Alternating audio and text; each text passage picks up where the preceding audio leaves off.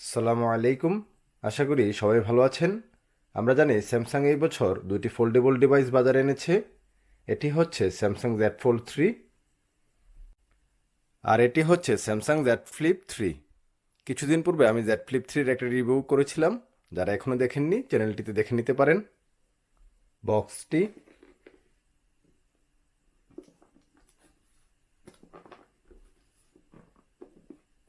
এখন আমরা সবাই জানি বক্সটিতে শুধুমাত্র এই যে মোবাইল, তারপর এখানে ইউএসবি ডাটা কেবল আর সিম এজেক্টরটি পাবো। এখানে এটি হচ্ছে জেড ফোল্ড 3-র বক্স। আর যদি লক্ষ্য করি জেড ফোল্ড 2-র বক্স, অনেক পার্থক্য। কারণ এখানে আমরা চার্জার, ইউএসবি ডাটা কেবল, তারপর ইয়ারফোন সব কিছুই পেতাম এটাতে। মোবাইলটি আনফোল্ডেড অবস্থায় ডাইমেনশন হচ্ছে 158.2 ইন্টু 128.1 ইন্টু 6.4 মিলিমিটার। ডিসপ্লে ব্যবহার করা হয়েছে 7.6 ইঞ্চির foldable dynamic AMOLED 2x HDR10 support, 120 hertz, অনেক ভালো কাজ করে।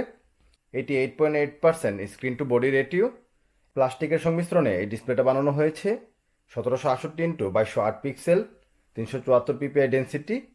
আর ফোল্ডিং করা অবস্থায় ডাইমেনশন হচ্ছে 158.2 ইন্টু 67.1 ইন্টু 14.4 মিলিমিটার এখানে।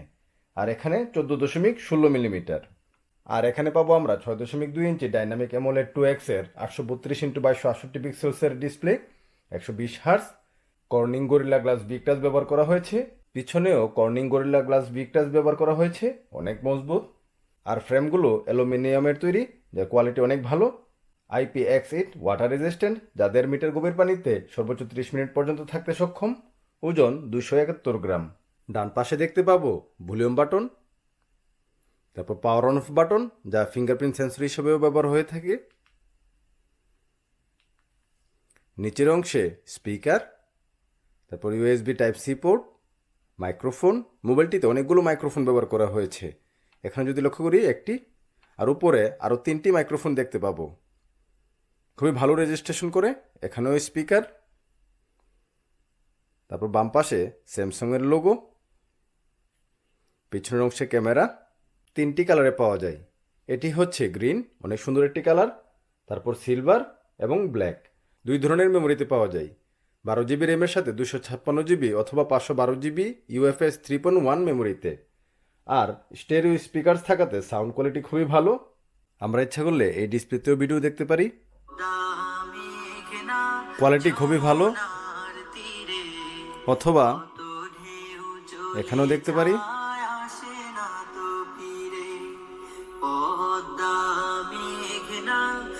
অথবা এভাবেও দেখতে পারি। এই যে এখানে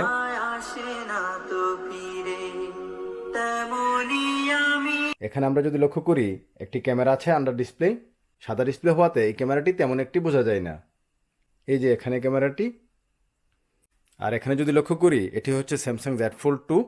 এই যে ক্যামেরাটি স্পষ্ট বোঝা যায়, নর্মাল যে ক্যামেরা আছে ওই camera. Android 11, Samsung One UI version 3.1.1। মোবাইলটিতে প্রসেসর হিসেবে আমরা পাবো কোয়ালকম স্ন্যাপড্রাগন 8885 5G প্রসেসর, যা অনলি 5 ন্যানোমিটারের। অক্টাকোর, সর্বোচ্চ clock speed 2.84 GHz, GPU Adreno 660। Fingerprint খুবই ভালো কাজ করে। এই যে তারপর আমরা ফেস দিয়ে আনলক করতে পারি। এই যে কম আলোতেও সমস্যা হয়নি। Wifi dual band, Bluetooth 5.2, GPS, NFC। মোবাইলটিতে 4400 mAh এর ব্যাটারি ব্যবহার করা হয়েছে, যা সর্বোচ্চ 25 ওয়াটের ফাস্ট চার্জিং সাপোর্ট করে। 30 মিনিটে 50% এবং 1 ঘন্টা 20 মিনিটে 100% চার্জ করা যায়।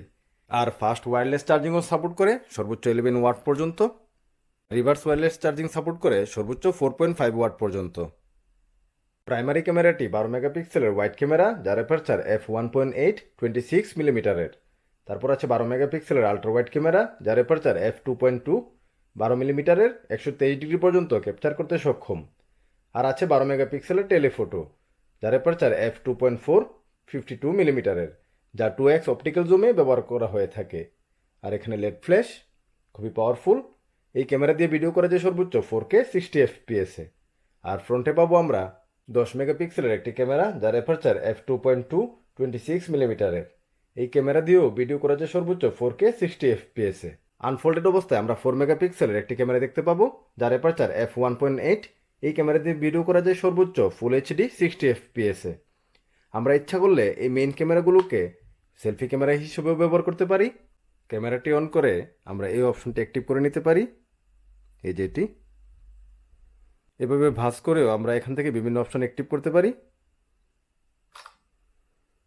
তারপর এখানে আমরা দেখতে পাবো স্ক্রিনশটটি, এখান থেকে ইচ্ছে হলে ডিলিটও করে ফেলতে পারবো। ইচ্ছে করলে আমরা এই ডিসপ্লেতেও দেখতে পাবো। আর আমি অপশনটি অ্যাক্টিভ করে রেখেছি যে ভলিউম বাটনে ক্লিক করলেই ছবি তুলবে, এই যে।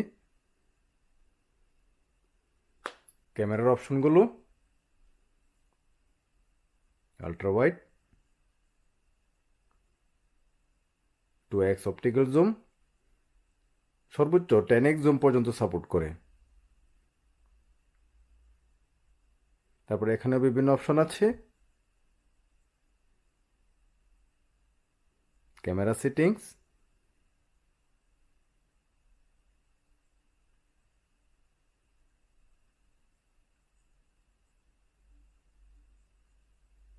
পোর্ট্রেট,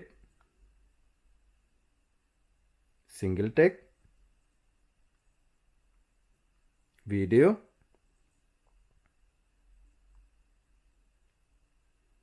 এখানে আমরা চেঞ্জ করে নিতে পারি। মোর, এখানেও বিভিন্ন অপশন আছে। ডে লাইটে ছবির কোয়ালিটি অসাধারণ, প্রত্যেকটি ছবিতেই ন্যাচারাল কালার পেয়েছি। Ultra wide, 2x optical zoom এবং সর্বোচ্চ 10x জুম। নর্মালভাবে ultra wide, 2x optical zoom হওয়াতে ছবির কোয়ালিটি নষ্ট হয় না। 10x জুম, নর্মালভাবে আলট্রা ওয়াইড।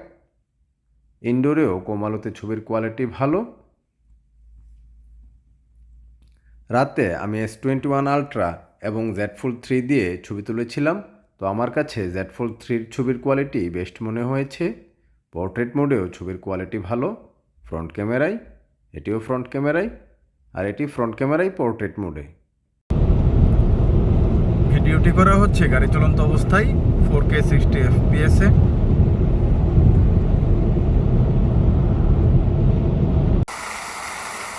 আর এই ভিডিওটি করা হচ্ছে 4K 60 FPS এ রাতে।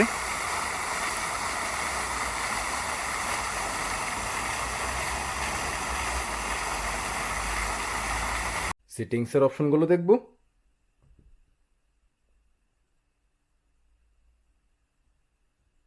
এখানে ইচ্ছে করলে আমরা ডার্ক মোডেও রাখতে পারি।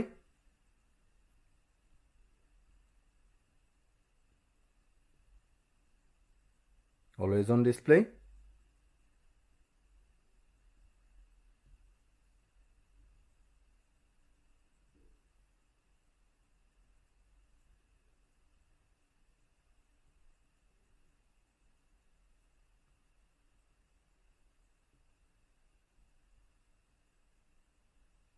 এখানে ইচ্ছা করলে আমরা এই অপশনটি অ্যাক্টিভ করে রাখতে পারি, ল্যাবস।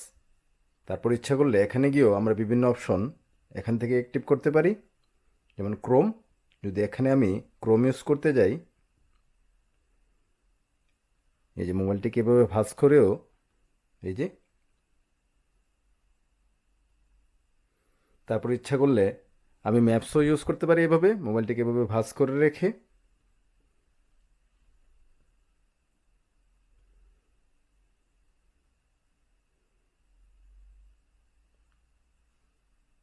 এই যে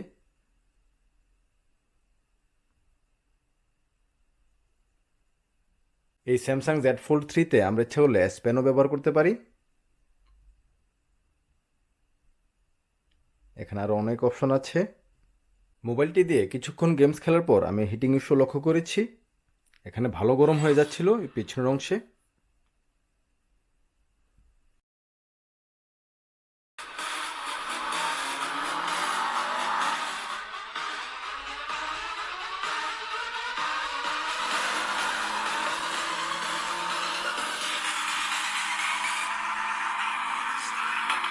কাজ খুবই ভালো কাজ করে।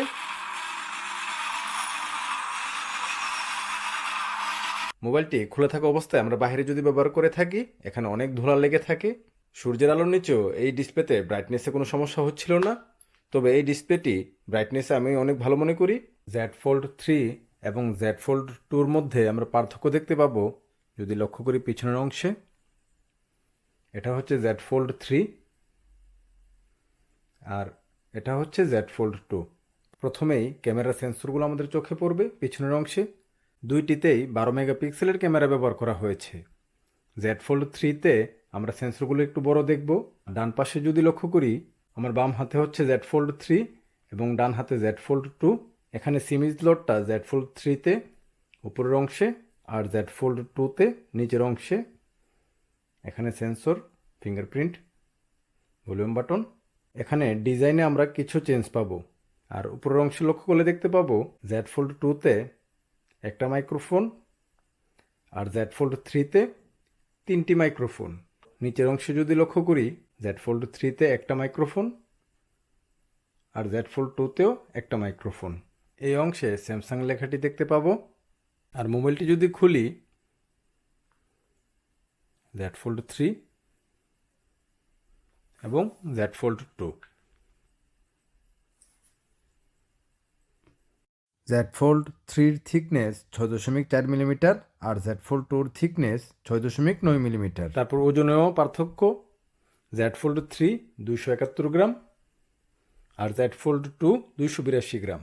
তারপর এতে আমরা পাবো IPX8 সার্টিফিকেট, যা 1 মিটার পানিতে 30 মিনিট পর্যন্ত থাকতে সক্ষম। আর জেড ফোল্ড 2-তে আমরা এরকম কোনো সার্টিফিকেট পাইনি। স্যামসাং বলে যে 80% বেশি মজবুত এটা থেকে ডিসপ্লে। আর এতে আমরা এস পেন ব্যবহার করতে পারবো, আর জেড ফোল্ড 2-তে এস পেন ব্যবহার করতে পারবো না। এখানে যদি লক্ষ্য করি, ফটো ক্যামেরা ডিসপ্লের নিচে। আর এটা নর্মাল যে মোবাইলে আমরা ক্যামেরা দেখতে পাই ওই রকম একটা ক্যামেরা। এখানে আমরা যদি একটা পেজ খুলি, এই যে ক্যামেরাটি স্পষ্ট লক্ষ্য করব। আর এখানে যদি কোনো ভিডিও দেখি তেমন একটা বোঝা যায় না। এই যে যদি লক্ষ্য করি, দুইটির ক্যামেরা। আর ব্যাটারি আছে এতে 4400 mAh আর এতে পাবো 4500 mAh। এতে প্রসেসর ব্যবহার করা হয়েছে কোয়ালকম স্ন্যাপড্রাগন 888 অনলি 5 ন্যানোমিটার। আর এতে আমরা পেয়েছি কোয়ালকম স্ন্যাপড্রাগন 865 প্লাস। এর সর্বোচ্চ ক্লক স্পিড 3.1 গিগাহার্স আর এটার সর্বোচ্চ ক্লক স্পিড 2.84 গিগাহার্স। এটার অফিসিয়াল প্রাইস ধরা হয়েছে 1849 ইউরো, যা বাংলাদেশি টাকায় প্রায় 1,85,000 টাকা। আর এটার অফিসিয়াল প্রাইস 2049 ইউরো, যা বাংলাদেশি টাকায় প্রায় 2,05,000 টাকা। এতে বাইরের ডিসপ্লেটিও 120 হার্টজ ব্যবহার করা যায়, এই যে। আর এখানে আমরা বাইরের ডিসপ্লেটি 120 হার্টজ ব্যবহার করতে পারবো না, এই যে কোনো অপশনই থাকে না। আবার খোলার পর ঠিকই 120 হার্টজ ব্যবহার করতে পারবো, এই যে। এখন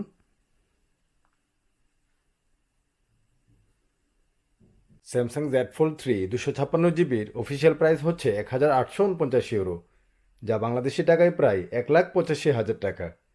আর 512 জিবির অফিসিয়াল প্রাইস হচ্ছে 1949 ইউরো, যা বাংলাদেশি টাকায় প্রায় 1,95,000 টাকা। ভিডিওটি যদি ভালো লাগে থাকে এবং আরও নতুন নতুন ভিডিও পেতে আশা করি চ্যানেলটি সাবস্ক্রাইব করবেন। আল্লাহ হাফেজ।